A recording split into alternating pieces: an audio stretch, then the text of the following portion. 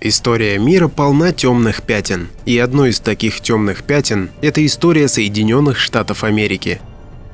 Официальная история США выглядит примерно так. На огромном материке жили индейцы, потом туда приплывают колонизаторы, испанцы, французы, англичане. С помощью фильмов, мультфильмов, романов нам создали образ переселенцев. Якобы они были пьяницы, дебоширы, которые постоянно пили в салунах и устраивали драки с перестрелками. Вот как описываются первые колонисты. Прежде всего, туда было отправлено много колонистов, хотя, правда, большинство их представляло довольно сомнительный элемент. И еще фрагмент. В начале колонии приходилось бороться с обычными трудностями. Первыми колонистами, которые в 1607 году остановились на реке Джемс и основали Джемстоун, были искатели приключений и вообще подонки общества, у которых не было и в мыслях основать свое существование на упорной борьбе и честном труде. Потом эти пьяницы, которые в начале колонизации Северной Америки строили деревянные сараи, непостижимым образом начинают строить красивейшие античные здания с колоннами. Всю эту историю можно смело выбросить на помойку, и чтобы сделать это, достаточно посмотреть на античные здания Кубы. Объясните мне кто-нибудь, кто это построил? В старых учебниках восторженно описываются американские технологии, прогресс и огромные здания. Давайте зачитаю фрагмент. Всяких фабрик и заводов в Соединенных Штатах очень много, особенно машиностроительных. Американские земледельческие и швейные машины расходятся по всем частям света. Немало идет их и к нам, в Россию. Железных дорог построено в Соединенных Штатах больше, чем во всей Европе и Азии вместе взятых. Постройки в Нью-Йорке поражают своими размерами. В нем много 20- и 30-этажных домов, на улицах огромное движение электрических вагонов, экипажей и пешеходов. Над улицами на высоких столбах построена железная дорога, перевозящая ежедневно до 1 миллиона пассажиров. Через реку Гудзон и через проливы перекинуты огромные мосты и проведены подводные туннели. Из городов внутри страны самые значительные – Чикаго, Сент-Луи и Питтсбург. Чикаго расположен в узле 35 железных дорог. Это первый в мире город по торговле хлебом и мясом, которая в замороженном виде отправляется отсюда в Европу. 100 лет тому назад на месте Чикаго была маленькая индейская деревня, а теперь в Чикаго около 2 миллионов жителей. Для хранения хлеба в Чикаго устроены здания-элеваторы, из которых хлеб пересыпается в суда, отправляющиеся в Нью-Йорк, и оттуда в Европу. Для заготовки мяса в Чикаго устроены величайшие в мире бойни. Интересно, а кто же это все создал всего за 100 лет? В США, которые активно начали заселять и осваивать всего лет 100, в результате пьяницы строят небоскребы, а в Европе, где цивилизации тысячи лет, небоскребов нет. Если остановиться на небоскребах подробнее, то можно задаться вопросом, как страна, которая начала самостоятельно обрабатывать металл лишь 100-150 лет назад, смогла создать небоскребы, в основе которых металлический каркас, собранный из огромных стальных балок, которые между собой соединены заклепками. Скажу по-другому. У страны было не так много опыта по работе с металлом, ведь надо было создать развитую металлургическую отрасль, добычу руды, ее переплавку в чугун, передел чугуна в сталь. Нужно было разработать и создать огромные прокатные станы для создания прочных балок, сверла для сверления отверстий в балках, сами заклепки. Не забываем про мощные дрели, которые должны были точно просверлить миллионы отверстий в балках. А толщина металла балок достигала нескольких сантиметров.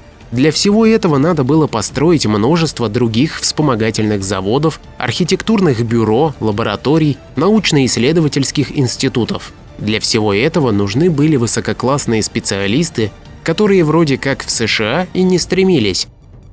Я думаю, что небоскребы должны были появиться там, где тысячелетиями и столетиями обрабатывали металл. На Урале более 5000 лет, в Москве более 600 лет или хотя бы во Франции, но никак не в официальных США. Второй вопрос, которым я всегда задавался. В США официально уехали люди из всей Европы – французы, испанцы, немцы, русские.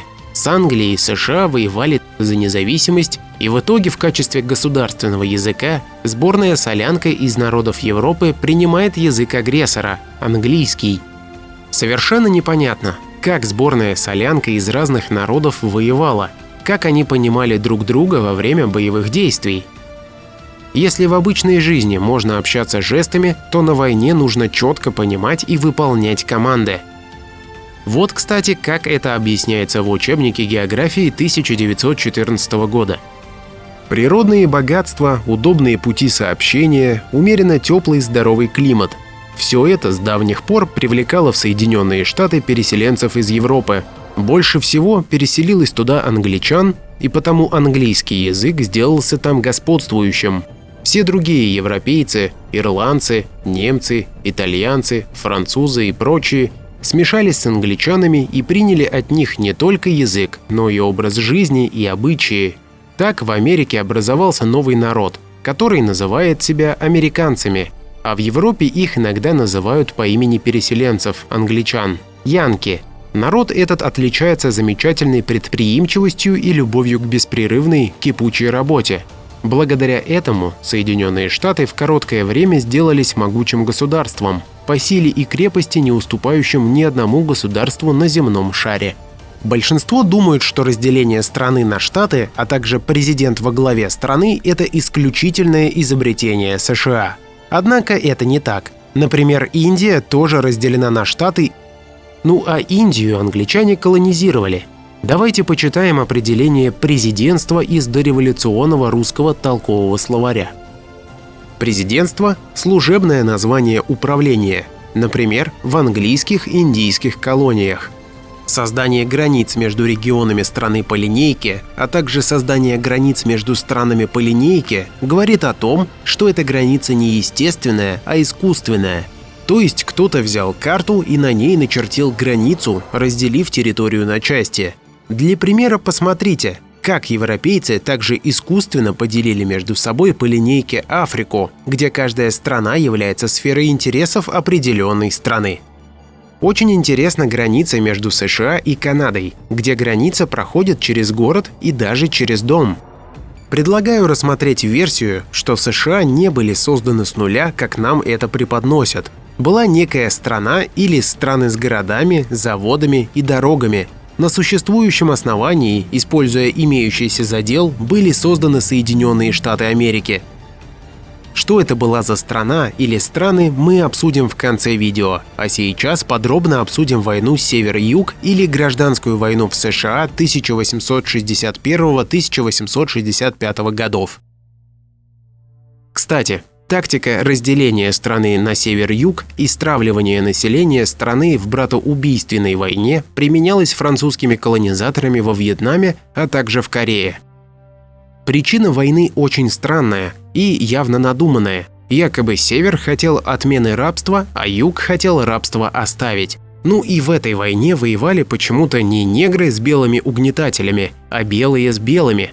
Правда, до и после войны за отмену рабства в США и в Европе были вот такие человеческие зоопарки. Как вы думаете, где началась война между северными штатами и южными? Логично предположить, что где-то в центре страны. Но это не так.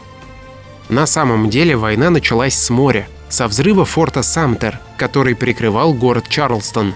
После уничтожения форта Самтер был уничтожен и сам город Чарльстон, официально от пожара. На карте США форт Самтер и город Чарльстон – это вот здесь. Если честно, больше похоже на захват государства внешним агрессором или захватчиком. По такой схеме колонизаторы обычно захватывали страны, например, Индию. Сперва захватывался портовый город на побережье, потом побережье, а потом всю страну целиком. Как нас заверяют, приплыли англичане и французы и из пушек расстреляли форт. После обстрела форт, в котором стены были толщиной несколько метров, от попавших в него ядер, начиненных порохом, превратился в руины. Вот кадры расстрела старинного форта в Югославии. Современные натовские снаряды, начиненные серьезным взрывчатым веществом, не могут нанести стенам существенного ущерба. А вот стены Брестской крепости, по которым били 1,5–2 тоннами бомбами. Да, разрушения огромные, но они – результат обстрела современной артиллерией с современной взрывчаткой. А форт Самтер был обстрелян из пушек ядрами, начиненными порохом. Глядя на разрушение форта, я почему-то думаю, что здесь было применено тактическое ядерное оружие. Сильное заявление. Проверять я его, конечно, не буду. После взрыва форта Самтер боевые действия переносятся на сушу. Был уничтожен город Чарлстон.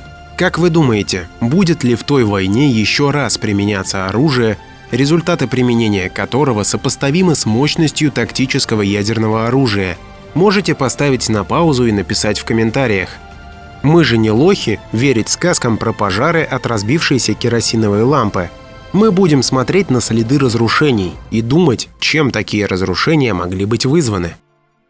Немного официальной лапши на уши из Википедии. Попробуйте вникнуть в суть происходящего. Боевые действия начались 12 апреля 1861 года сражением за форт Самтер в бухте Чарлстон, который после 34-часового обстрела был вынужден сдаться. Первым боевым столкновением гражданской войны, в котором имелись погибшие, считается бой при Фэйрфакс Кортхаус в Виргинии 1 июня 1861 года.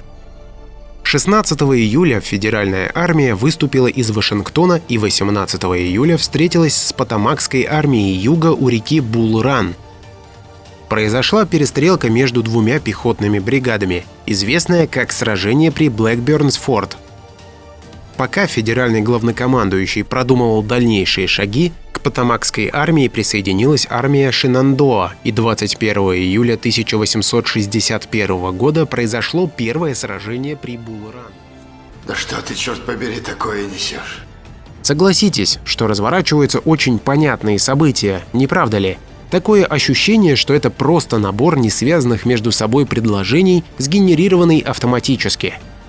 Вот, например, сайт Порфирьевич, который позволяет генерировать тексты автоматически с помощью нейросетей.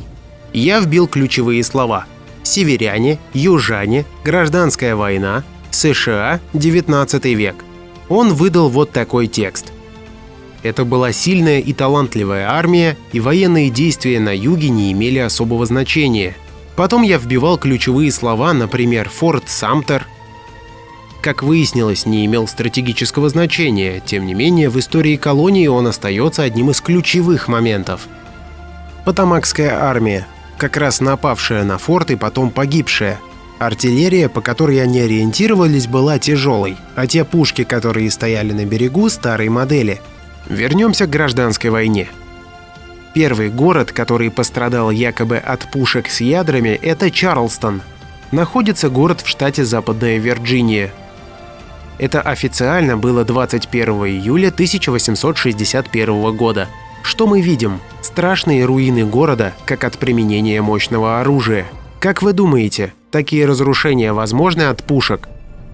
Давайте посмотрим на еще более страшные руины города Ричмонда, штат Вирджиния, который официально сгорел 18 октября 1863 года.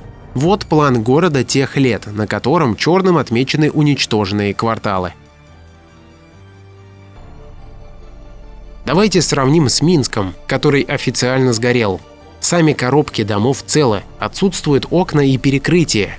А в Ричмонде коробки домов разрушены, остались небольшие фрагменты стен. Страшные разрушения не только города, но и железнодорожного моста, ведущего в Петерсберг. От высокой температуры белый камень начал разрушаться и выкрашиваться. Следов от полотна вообще не осталось. А вот сам город Петерсберг, куда вела железная дорога из Ричмонда. Тоже разрушенные дома. Вчера я выложил анонс этого видео в сообществе, и мамкины аналитики написали, что это фотографии Сталинграда или Дрездена. Фотографии взяты с сайта библиотеки Конгресса. Каждая фотография подписана. Ссылка на разделы будет в описании под видео. Кому интересно, перепроверяйте.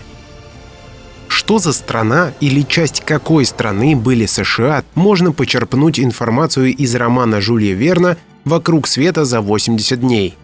Увидел об этом информацию на канале Алексея Кунгурова. 900 миль отделяют Чикаго от Нью-Йорка. Поездов здесь было много, и мистер Фок пересел непосредственно с одного на другой. Быстроходный локомотив линии Питтсбург-Форт Уэйн-Чикаго понесся на всех парах, словно понимая, что достопочтенному джентльмену нельзя терять времени. Молнией промчался он через штаты Индиана, Огайо, Пенсильвания, Нью-Джерси, проезжая города с античными названиями, во многих из которых уже были и улицы, и конная железная дорога, но еще не было домов. Интересный фрагмент. Античные названия городов, есть улицы и конная железная дорога, но нет домов.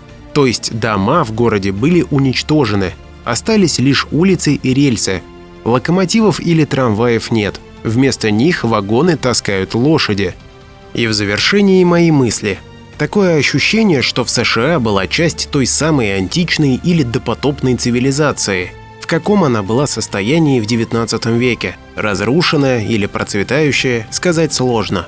Ряд фактов указывают на то, что начало захвата этой территории было в 1801-1865 годах. Была война с применением мощного оружия, здания в городах превращались в руины.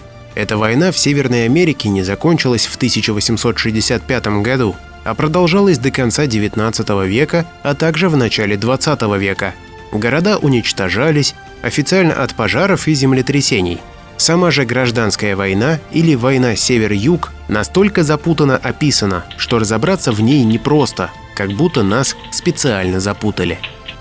Что касается моей версии, что на этих землях уже была некая цивилизация. Вот интересные фрагменты из учебника «История человечества. Всемирная история». Санкт-Петербург, 1903 год. Те фрагменты, которые я прочитаю, можно трактовать по-разному. Давайте я зачитаю, а вы выскажите свои мысли в комментариях. Оба они отдельно переплыли океан и основали вблизи Квебека небольшие поселения, которые послужили исходным пунктом для исследования соседних областей. Однако и этим колониям не было суждено продолжительное существование. Проведя 2 длинных и полных лишений зимы в суровом климате Канады, колонисты в 1543 году отказались от дальнейших попыток основаться здесь и были отправлены во Францию. В 1543 году описываются поселения вблизи Квебека, как будто Квебек – это уже существующий город. А вот следующий фрагмент. Они двинулись поэтому обратно через Иллинойс и Де-Плен в направлении к Чикаго.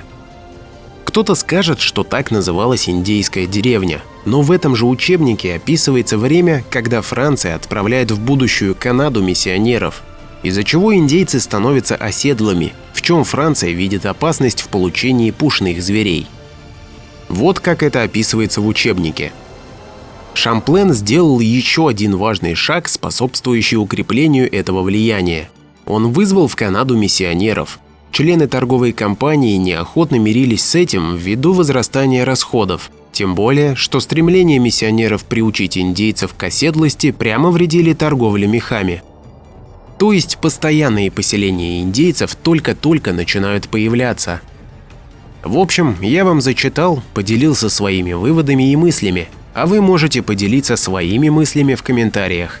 Делитесь этим видео с друзьями в соцсетях. Всем удачи, до новых встреч, пока!